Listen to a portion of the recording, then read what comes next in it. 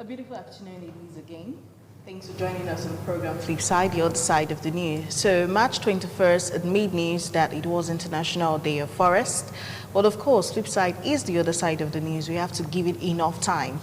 And we have a whole hour to dedicate, okay, not up to an hour, about 50 minutes to dedicate to that day, that International Day, talking about forests, talking about conservation, talking about sustainability, and all of those sorts. I have three very well-renowned, detailed resource persons in the house to talk about International Day of Forest with me, but you know the drill on Flipside. Before you meet my guest, we'll quickly take a message from the United Nations, then we'll come back, you'll meet my special guest, and we'll get talking. My name is Daisy Leo Asikidi.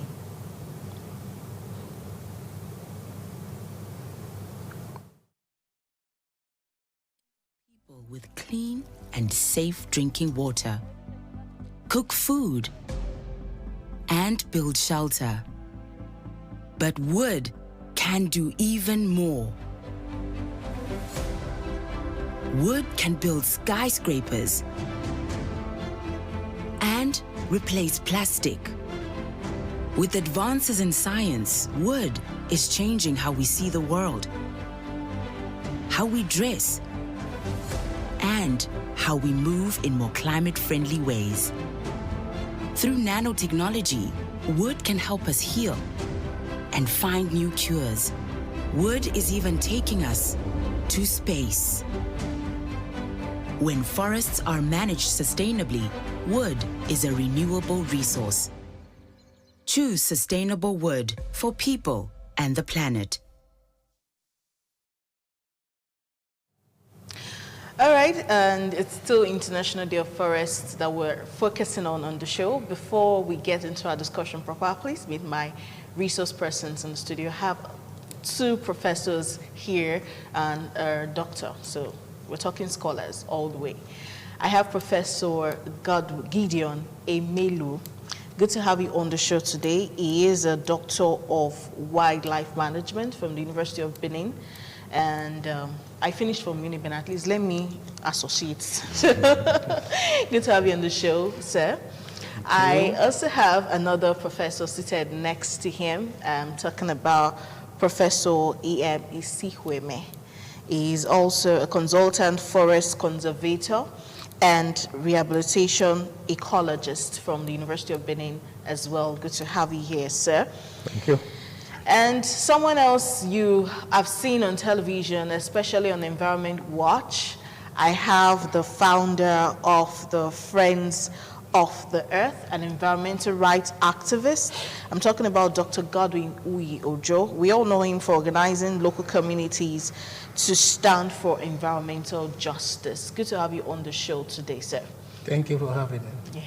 Okay, so we're talking about International Day of Forest, so where we have a lot to deal with in a very short time. So we're going to see how much we can do. But a personal question for all three of you. You're all into forest management and forest rights, or is that even a thing? But forest rights, it is. Okay, so I would ask how you spent your International Day of Forest. What remarkable thing did you do? Was there a lecture? Did you plant a tree or something? So let me start with you, Professor Gideon. That's a very serious question. I mean, ASU is on strike now, so well, there's enough time. Yes, ASU is on strike, but somehow I just have to reflect. I just reflected on the theme of the program. That's Okay. as much I could do because definitely I'm going to make out time to still do it again. Even if it's in the front, you can still reverse it and plant. So I will still do that. But I just reflected on the state of forest in Edo State, in Nigeria, and all over the world. Okay. All right. Professor Isikweme. Yeah, thank you very much. Well, I'm in the forest. Every day I go to the forest. But the 21st, I think I was Monday, I went to collect some seeds because I'm in the process of collecting seeds now for this year's tree planting exercise, which we usually mark on June 5 as World Environment Day. Oh. Yes. Oh, okay. Okay, that's cool. Dr. Godwin. Yes, your question is very challenging. But just to remark that civil society groups, communities, we are mobilizing, and I was speaking to a professor as well. We're hoping to have a very special forum to discuss these issues by taking it up front. We haven't done anything substantial on that day. Okay. But plans are on the way to celebrate that event. Okay, part of it is why we are here. Yeah. Okay, so I should be looking forward to bringing all of you here again in June. It happens to be my birth month, so to be very perfect. And I did environmental biology, so it all works. All right, so I'll still start with you, Professor Gideon. Looking at the forest situation in Edo State, you said you did reflect. What would you say? Are we still, is there hope? Is it a pathetic situation? We've lost hope, all the forests are practically gone.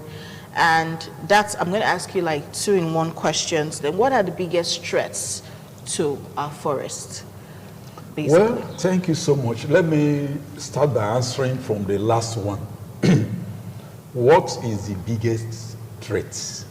The biggest threat is man himself.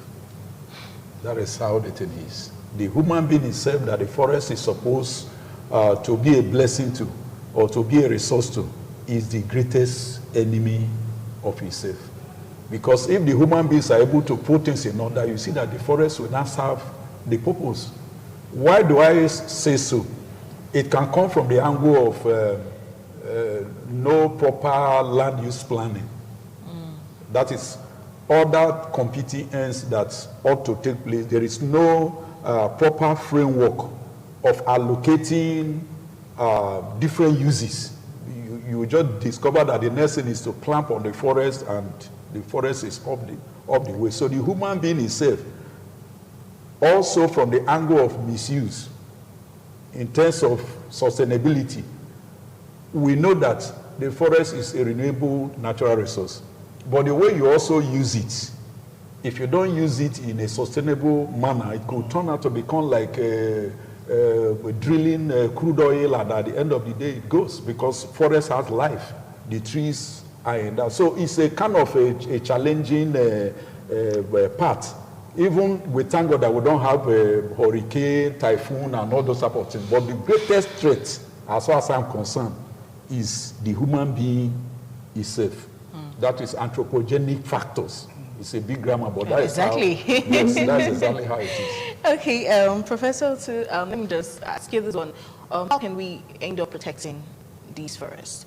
Because when my dad has his house around, there's this part of India called Ego. Yes. And when you go down, like you're going to the village of Via River, you see some very wide, sparse land that trees are still covered. And when we're passing, my nephew just say, forest, forest. And when we get home, eventually, my dad has garden too. He still calls that one the forest too. So we try to let him know the difference, but he still doesn't even understand. So I still feel maybe we still have a few. Well, how can we protect the forest? What can we do to ensure that we don't lose it all? Yes, sir. Oh. Let me take you back a little. The International Day of the Forest was first visited by FAO, 1971. Then the UN Assembly, in resolution, November 2012. That's it. And it was first celebrated 13. So I want us to just follow up. Now, you're asking about the forest industry. It is pathetic. The situation of the forest industry is pathetic. Did you want to talk about forest industries? But there's nothing we can do about it. In fact, let's take Nigeria. The forest we have in Nigeria now, essentially in the middle belt. I can stand anywhere to defend it. I've said it in many forums, but I'm saying it again.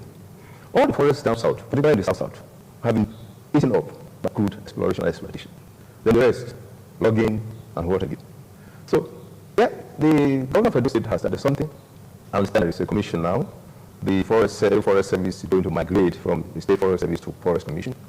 But I do hope that the nitty-gritty is done. Otherwise, if they migrate, I hope, there will be success. I know it's the House of Assembly now. But again, we really have to look at what the situation is, where you see forest in Edo State. Edo State forest, harvesting, logging, exploration, whatever you call it, started before 1900s. It's Edo forest. In fact, if you go into history, Edo forest had what we call imperial significance. Because of the smooth nature of the land, then you have rivers, Osemon, Ako, that you just harvest the logs, sell the rivers, take that to Sapele, and some to Lagos. So you can see Edo Forest will be harvested, it's been harvested since before 1900. So you can see what we find ourselves. Then, I'm sorry to be historical about it. By 1927, there was this issue of, collaboration between the local authority, Benin Native Authority, and then the government. It worked up to 1937. Then the law came. But let me not tell the whole story. It's a long story. The law we have in the state is a law that is crafted around 1937. The law we have today, I stand to be corrected. So that's where we are. In fact, by such strategic, we have brought the forest to a state of what I would call the forest has lost its value. It's no longer forest, but instead we call it regrowth. That's what we have in Edo State. All the forest, whatever we call it, all the forests in Edo State, we have about 40 forests, but honestly they say there's 48. It is not 48. Why people tend to call it 48 is that Igbo, for example, Okumu, for example, we have BC9 and BC10. They are regarded as two separate forest reserves, but it is one. If you go to Saboba, you have BC32/4 and BC29. It is one, but they are counted as two. So that's why you see some of the, if you go to government side, they'll say 48 forest reserves. It's not. It is 40, about 40 forest reserves. But the Okeluse, which is between Odo and Edo, there's a boundary issue. The boundary has not been separated. So we have issues with Okeluse. You can't just cap that now. But again, what I'm trying to say is that I hope that what the government has done will take us to the limelight. Interesting. Okay, what kind of forest benefits worth more? Is it the environmental benefits or the economic benefits? Because I think there are two types of benefits we can get. So which would you say is more important to us? Well, it is so important to understand that the forest is our life. You destroy the forest, you destroy the ecosystems, you are actually destroying mankind. And so we understand the forest life-giving in its very essence because of the value that it brings to humans. Not just humans, the terrestrial life, the ecosystem, the biodiversity. They all are the component part of what makes life meaningful. So the industrialists, economists might tend to see forest as capital, natural capital. But it's far beyond that. We do not see nature as capital. It's not something to be exploited for the sake of exploitation. Rather, we are talking about sustainable forestry. And that includes sustainable production and consumption. What we have now is that the economic hardship of the situation have tended to put pressure on our forests.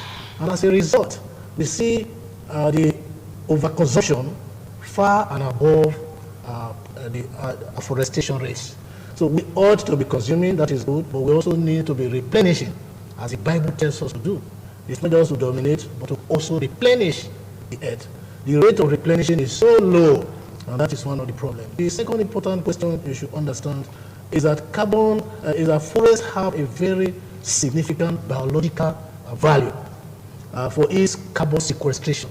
And we break that down. It simply means that the pollution, the carbon dioxide produced by man, our automobiles, that is leading to climate change, is actually absorbed by forests.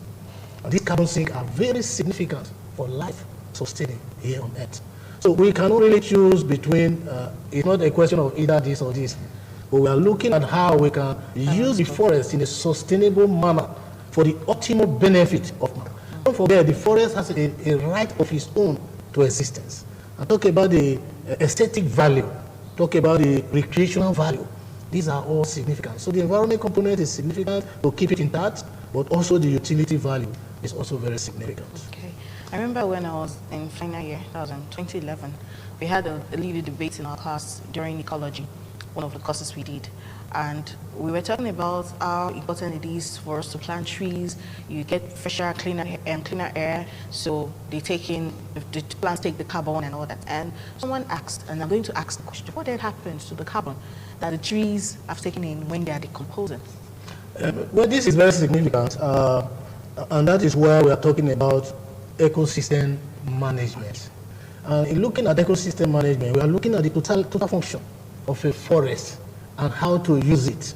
So we can talk about using them in sequence, and that is why the blocks that you mentioned is very important, the compartments. What you find is that some of these compartments are many times, when you say it's a reserve forest, they are the reserve actually for community use sometimes. So that is one way to look at it. In other words, as you plant, The trees are growing in a sustainable fashion, and then the bigger ones get used up, and new ones replaces them. So when they decompose, to answer your question straight, this carbon is released directly into the atmosphere, including when you use it as firewood, the carbon is released. And this is where we have a major problem, and that is why it's important to plant trees. And people say for 1 tree, cut down, plant 2, plant 4, plant 10. This is very significant. But finally, just to let you understand that we are not necessarily saying that we should not use forests or use the resources, but to plant and use in a sustainable manner in ways that allow continuity. And this continuity is significant. If you don't have continuity, a time will come, as the professor has said, that these things, they will no more. And that simply means life itself will be in jeopardy. Okay, Professor Isikweme, I would ask you this. There are so many rights groups now standing for the environment, like Friends of the Earth. But outside of Nigeria, we have a lot. Sometimes we see movies that we're saying, so these ones, they're fighting for animals, when we don't even have rights as humans in Nigeria. But I'm thinking, we have insecurity issues as a major challenge in Edo State. And you're all advocating for more trees to be planted. The kidnappers are inside these bushes, so don't you think when we cut it all down and we can see clearly, we'll be safer? I mean, growing the forest, how does that help our insecurity issues? I'm just thinking. Okay, they're laughing at me. No, it's interesting. It's interesting. But Nigeria is not living alone in the world. We have insecurity in some other countries outside Nigeria. But unfortunately, I think the worst thing that happened to us is the destruction of Okumu National Park. The national park. Before this, the illegal guys entered, the cocoa guys came in there. There are cocoa farmers inside Okumu National Park. You can't believe it. Farmers, not from Edo State. We are recognized by the Edo State government inside Okumu National Park. Sorry to, I have to drag you out of this place. We have, like I said, we have 39 outside the Koduse. Out of the 40 forest reserves, we are planning that we want a commission to manage this forest reserve. How many of the forest reserves are one intact? Are two, are still there as forest reserves? Well, FAO in 2010 said, Nigerian forest reserves are not forested forest reserves. And that is the situation we have in this country. So the issue of tree planting, we really cannot do without it. Whether you plant the forest or you plant around your houses, like you said, trees sequester carbon. They are carbon sink, natural carbon sink. But let me take you a little outside this place. You have the normal curve. You know the normal curve. Now, forest takes that shape. You have, at the beginning, you have the ceilings, you have the saplings, poles, the mature trees, and when you get to that, the mature trees are at that peak. Beyond there, you see what they call the grading system. All of these are graded. When you see a local tree that is dying from top, it has reached the maximum, the zenith, and is degrading. That's how ultimately that tree will die. And then give room, once it dies, the whole piece is open. Sun enters. That rays of the sun enters the ground. Those that are there, local seed can be in the soil for 50 years. The seed. So if the sun doesn't touch the soil, that local seed won't come up. It won't sprout. It won't germinate. There are several species like that. So they have their own groups. So let's come to your issue, the issue of insecurity. Insecurity is not only the forest. Yes, the kidnappers come to the road to kidnap and go to the forest. But if we have what I would call good consumer management system. Okay, let me go to Cross River, for example. He knows. In Cross River Siege, I went there 2014. We left Benin here. That was this consultancy. I was worried. The guy that took me, I said, okay, get me a map. I said, don't worry. You know what happened? We got to Cross River. We went to the office. They printed a map of the forest we were doing for us right in the office. From there, we started our way. Used our GPS and went straight to the forest. That is how it's supposed to be. A forest that you alienate the owners, the supposed owners, the communities. You say it's not your own. When you alienate the owner, what happens? The owner himself will turn out to be an element of destruction in that resource. So I hope, and I want to sound it, it's not a warning but advice that whatever we are doing now, Edo State, we should go participatory. Participatory in the sense that you have the government, you have the communities, you have the NGOs, you have even the media, so that all of us will join together and manage this thing. So I think that's the best way we have to go for us to resolve the issue of insecurity within the forest system that is still there. Okay.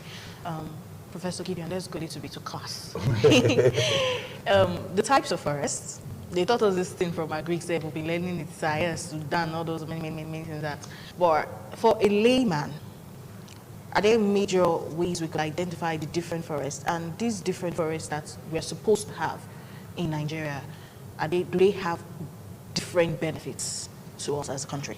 Sorry, he will give you the benefits. Let me give you the forest, Okay. or different vegetation types. Okay. From the sea, you have the mangrove. From mangrove is followed by freshwater swamp. From freshwater swamp is followed by rainforest. From rainforest, that is the moist rainforest, to deciduous forest, to derived savanna, to southern Guinea savanna, to northern Guinea savanna, to Sudan, to Sahel. All of this from down to the Cap you have in Maiduguri.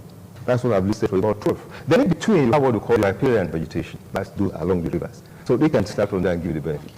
Okay, so to the layman, what he's looking out for are trees. When you just talk about forest, we are talking about an area that is dominated mainly by trees. At least it should be up to, let's say, 0.5 hectares. That's the definition of its own, a forest. So by FAO, sorry. Yes, by FAO, up to 0.5 hectares. But most cases dominated by the trees. But let us also cut it from another point. We have what is known as tropical forest. I think that where we are, they will have the one that's called temperate forest. Those ones are outside all those Canada, United States, and all that. But we are mainly in the tropical area. So the issue, let's look at it from another angle again. You have what is called natural forest. That is in situ. Then you have also what is known as forest plantation. Different definitions. When you talk about natural forest, because that's when we are talking about sustainable production and consumption. That is where the issue is in Nigeria and Edo State. When you talk about sustainable production in a natural forest that we have been talking about 40-something of them or less than almost 30 of them, most of them cannot actually be classified in that level because you won't see much. Most of the forests reserve that you have in Edo State, they are logged over forests, logged over. That means with time, they have cut down most of the log that is in that place. How is this supposed to work? Because as you say, it's not a class. Each of a compartment is not supposed to be less than 1 mile square. 1 mile, if you can say, remember 1 mile. So it's like a draft form, assuming here is a forest that is very, very, very big. Now, each of these compartments, you apply different treatments to them. What you mean by treatment is going, carry out enumeration, measure, identify the type of tree that is in that place, know the type that is there, look at the gate to know whether to reach what is called marketable height, marketable size, sorry. So each of the components will now have a record of what is there. Then with time, what now happens is that if you now want to allocate to a contractor to log, it is based on the fact that this is the number of trees, this is what issue they harvest in that place. And after harvesting from one compartment with what is called TSS, Tropical Shelterwood System, that's the one that we adopted. We always adopting things in Nigeria. And unfortunately for us, after you are finished logging in this compartment, it will take you about 50 years to return back to that same compartment. And that is what the problem is. So the man that is at the seat of power will ask you, so I only have 4 or 8 years. So you mean somebody will be waiting for the next 50 years before I will not get IGR from this? This is the confusion. So as I'm talking, the management has broken down. So I cannot tell you whether they are using TSS or whatever they are using. They're not benefit to, because if you now want to work on a fire that is already upside down, what do you now do? If the destruction is less, you want to just replenish the place, you may come in with what is known as enrichment planting. That's it's like but when the thing has turned out to become like that is the whole area is completely gone. Then you're now coming back to afforestation. That means everything needs to go off. Then you bring what is known as Tongia system. The Tongia system was what brought in most of those cocoa farmers. They will not come and tell you, give us a place, we need a place to, to plant things. Before you know it, instead of becoming a forest, it becomes become a cocoa, reserve. That is the greatest problem. The greater problem in the Edo State right now is actually deforestation per se. It is more of the reservation. The reservation is a situation where a gazetted forest reserve gives way and now turns out to become other use, other than what have been put there. So, let me round up on what I'm saying. I want to congratulate Edo State governor for what he's doing, trying to bring in the commission and all that. But let me also advise that when you are trying to manage forests in states, think about the contiguous states. Think about the contiguous states. Because if your law is so firm in Edo State, what they will do, they will shift to Ondo and go and wipe out everything there. From Edo, they migrate, they will go to it. So, and we must make sure that we bring in the host communities. Because forest resource is supposed to be for all. If I must protect a forest, I must have a stake. If I'm not a stakeholder, the mosquito will attack me in the night and successfully. That's all I benefit from there. So what is? That's where we are. So that is it. As far as I'm concerned, the issue of security, I was asked the same question. You cannot cut off your head because there's lice on the head. You will work on how to treat and make sure that the lice is off. You don't say bring a knife and cut off the head. So the insecurity can be in any place. there is no unoccupied place. You have army, you have all those this thing. It's not that when we talk about livelihood, when it gets to an extreme, the human being is locked up. Any other thing you are saying is behind. What it's looking at is that this tree that is very big, look at it, must come down. Okay, I would ask this one now. Dr. Godwin, we are talking about conservation. Everyone is talking about how we can ensure that these, someone called it the lungs of the earth, are kept. But then again, if we're keeping the forest, how do we expand? What does that mean for global industrialization? Building a society to meet global standard, because we need space. The number of people that were in my father's generation, it has increased. In Edo State, we're talking about, in Nigeria, we're talking over 200 million people already, even though we've not done census in a very long time. But the number of people are increasing. So what does that mean for expansion? Okay, I would like to contribute to how we can conserve the forest. But first, let me go straight to your question. You are talking about population, how to take care, question of urbanization, agriculture, expansion. Yes, these things continue, but there are basic laws that apply. For example, is the environmental and social impact assessment, which comes into play for any development to start. The environmental and social impact assessment is so significant. It helps to identify the problems, challenges as a result of a project that is about to start. And not just identifying them, it also provides remedies. But again, these instruments, policy instruments, have been abused because people do it and tick the box. But it's supposed to be a policy document to advise policy makers whether a project should go on or not. But in Nigeria, I say, I've done it, therefore it should go on. So these are the problems. So we have lost basic rules and regulations. And the second point, which is very important to this and to conservation, is to recognize the primacy, the importance of local interest in forest management. Those of us in the city, those of us in government house, our interest is good, but the number one interest of forest is people. The communities that depend on it, over 70% of their products come from the forest. The timber, the non-timber forest, the snakes, the periwinkles, and all those things that they derive from the forest is so important. Therefore, we advocate again and again community forest-based management system. And so again, we commend the government for the effort it's making. But the bill that is already before the National Assembly, we want to know to what extent the communities as stakeholders have been grafted into the management system, not as perfunctory participants, but as people that have primacy of local interest. In terms of forest management, in terms of utility, in terms of use, government may be interested as a result of the IDRO they will derive from it. But it's beyond that. The communities are looking at their survival. And so the era of wilderness conservation is gone. Where you say this is a reserve forest, no one should enter. No, we are now talking about sustainable management system where communities interact with the forest. And they know that once they destroy it, they destroy their life. And that is why sometimes, I think it's a taboo in the village, if anyone caught a young Iroko tree, a sapling, it's a taboo. It's almost equivalent to deflowering a virgin. And it has so many sanctions. So they have regulations, and they still follow these regulations. These traditions and norms are still there. Very importantly, the second point that we must understand is that when communities say this is our forest, this is our life, it is because for centuries they have lived in that environment and they have depended on it. The situation now where we find a foreign interest, the name of monocrop plantations, especially oil palm. Oil palm expansion is now a major issue that is seriously depleting, taking land away from community hands. A land that ought to revert to communities, they revert to major big companies. And these companies are rolling out expansion for their oil palm plantations, taking away lands in Edo State, in Cross River State, and many parts of Nigeria. So this is one of the major issues. We must make sure that we put development parameters in the hands of local people and not to foreigners who might bring in foreign direct investment but are displacing local communities. This is where the problem lies. All right, you're watching Flipside, and we're talking about the International Day of Forests. We're looking at ways where we could encourage everyone to conserve what's left and also do what they can to ensure we rebuild what we've lost. But then again, we're asking questions that I know are in the minds of many people. So before you tell me to go and plant a tree, you have to give me good reasons why I should. And that's all the questions you are giving.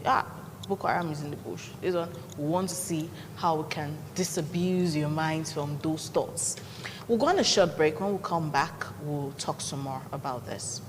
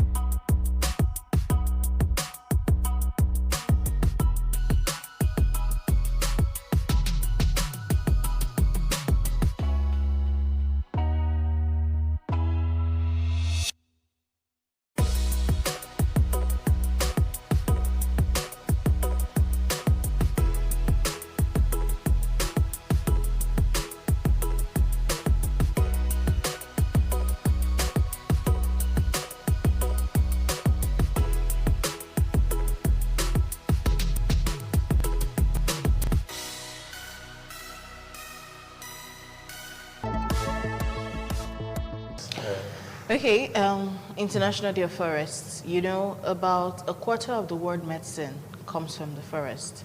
We're talking about paper, fiber, we're talking wood already. Wood fuel is a major source of cooking for people.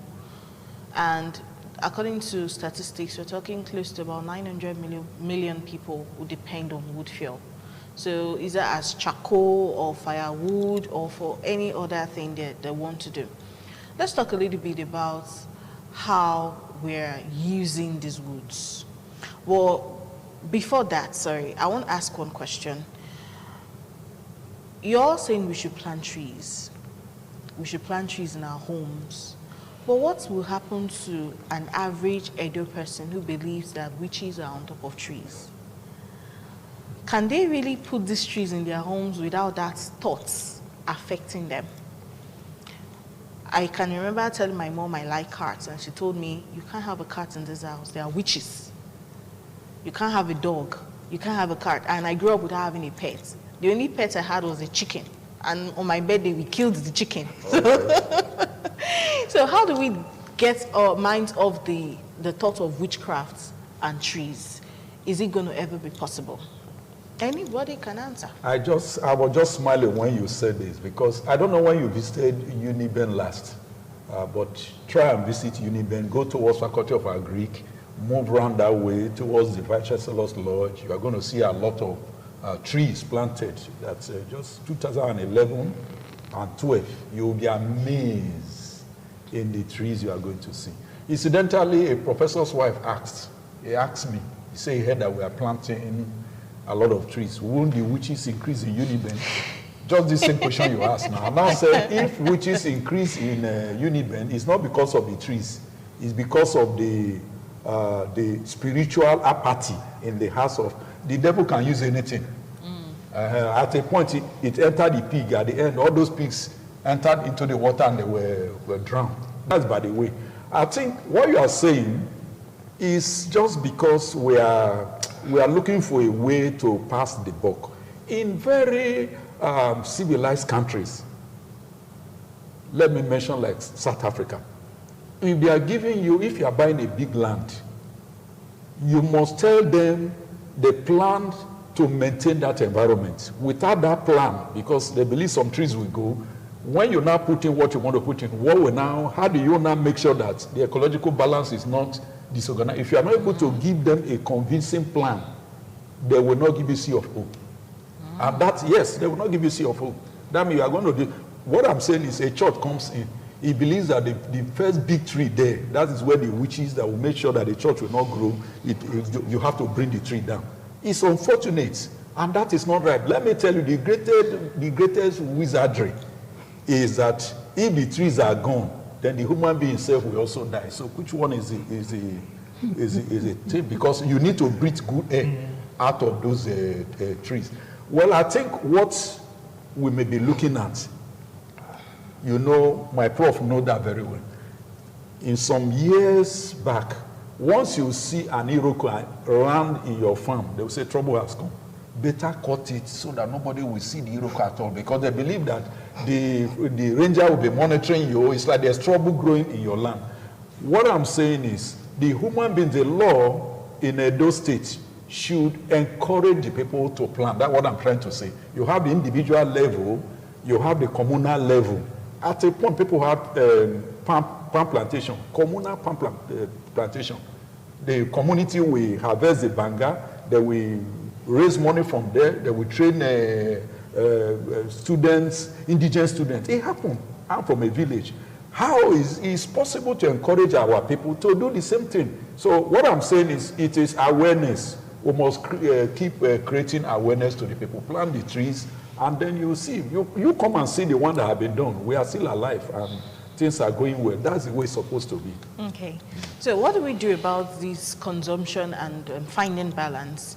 Those who still use the wood, if you go to this place where my dad built his house, Igor, in fact, I think they have the biggest charcoal industry there. Local industrial. Every woman, for every landlady, or should I say landlord's wife, has their own charcoal heap of sand and wood for charcoal at the back of their houses. That's where they make money from.